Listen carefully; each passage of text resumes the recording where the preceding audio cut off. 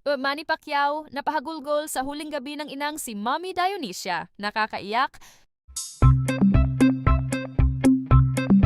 Isang napakasakit at emosyonal na tagpo ang nasaksihan ng mga dumalo sa lamay ng ina ni Manny Pacquiao na si Dionisia Pacquiao, kung saan hindi napigilan ng boxing legend ang kanyang pag-iyak sa huling gabi ng burol. Ayon sa mga nakasaksi, habang papalapit ang huling gabi ng lamay, kapansin-pansin ang lalim ng lungkot sa mukha ni Manny. Tahimik itong nakaupo sa tabi ng kabaong, tila binabalikan ng mga alaala kasama ang kanyang ina. Hindi nagtagal, napahagulgol si Manny habang hawak ang kamay ng kanyang ina. Marami sa mga naroon ang naantig at hindi rin napigilang maluha sa nasabing eksena. Napakahirap tanggapin ani Manny habang pinipilit kontrolin ang kanyang emosyon. Ramdam sa kanyang boses ang matinding sakit ng pagkawala ng isang mahal sa buhay. Ibinahagi rin niya na si Mommy Dionisia ang naging sandigan niya mula pa noong siya ay nagsisimula pa lamang sa boxing. Malaki umano ang sakripisyong ginawa nito para sa kanilang pamilya. Sa bawat laban ni Manny, hindi nawawala ang dasal at suporta ng kanyang ina. Kaya naman para sa kanya, hindi lamang ina kundi inspirasyon si Mommy Dionisia sa kanyang tagumpay. Naroon din ang mga kapamilya at malalapit na kaibigan upang damayan si Manny sa kanyang pagdadalamhati.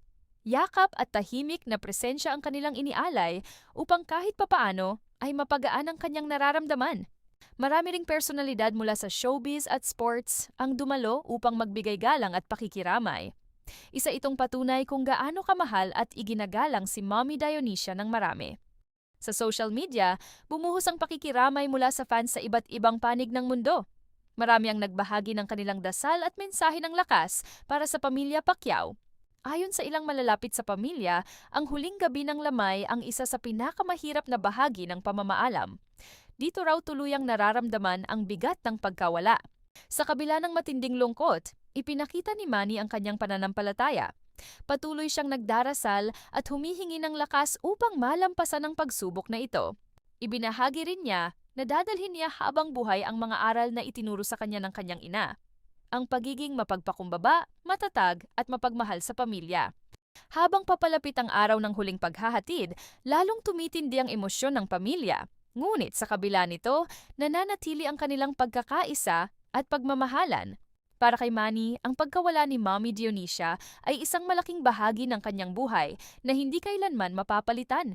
Ngunit naniniwala siyang patuloy siyang gagabayan nito mula sa itaas. Sa huli, ang huling gabing yon ay nagsilbing paalala ng walang hanggang pagmamahal ng isang ina at ng anak na patuloy na magmamahal at magpupugay sa alaala nito habang buhay.